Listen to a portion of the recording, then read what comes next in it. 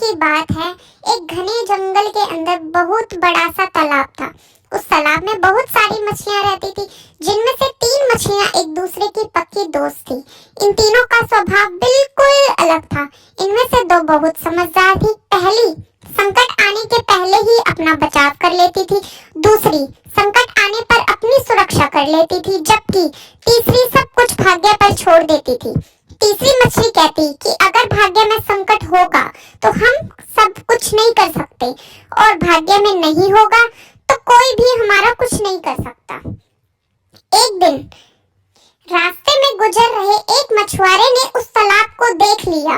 उसने देखा कि तालाब मछलियों से भरा पड़ा है। उसने तुरंत अपने बाकी साथियों को इस बारे में बताया। मछुआरे और उसके साथियों ने अगली सुबह यहाँ आने और उन मछलियों को पकड़ने का फैसला किया, लेकिन मछली ने मछुआरे और उसके सभी साथियों के बीच की बातचीत सुन ली थी।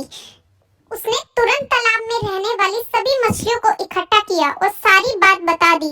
पहली मछली बोली कि हो सकता है कि कल मछुआरे आकर हमें जाल में पकड़ कर ले जाए, उससे पहले ही हमें यह स्थान छोड़ देना चाहिए। तभी तीसरे नंबर वाली मछली बोली कि अगर वो कल नहीं आए तो यह हमारा घर है, हम कैसे इसे छोड़ सकते हैं। अगर भाग्य में लिखा होगा तो हम कहीं भी नहीं मारे जाएंगे, और नहीं लिखा होगा तो हमें कुछ नहीं होगा।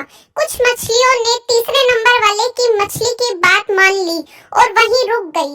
अन्य 2 मछलियों ने तीसरी मछली को समझाने में असमर्थ थी, इसलिए हमें बाकी मछलियों के साथ तालाब छोड़ दिया। अगले दिन मछुआरे और उनके सभी साथियों ने अपना जाल डाला। जो मछलियां रही थी वे सभी पकड़ी गई। जो मछलियां भाग गई थी उन सभी की जान बच गई, और जो तालाब में रुक गई थी वे सभी मछुआरे के द्वारा पकड़ ली गई। मछुआरे ने उन्हें एक टोकरे में डाल दिया, जहां सभी तड़प तड़प के मर गई। इस कहानी से हमें यह सीख मिलती है, हमें कभी भी भाग्य के भरोसे नहीं रहना चाहिए।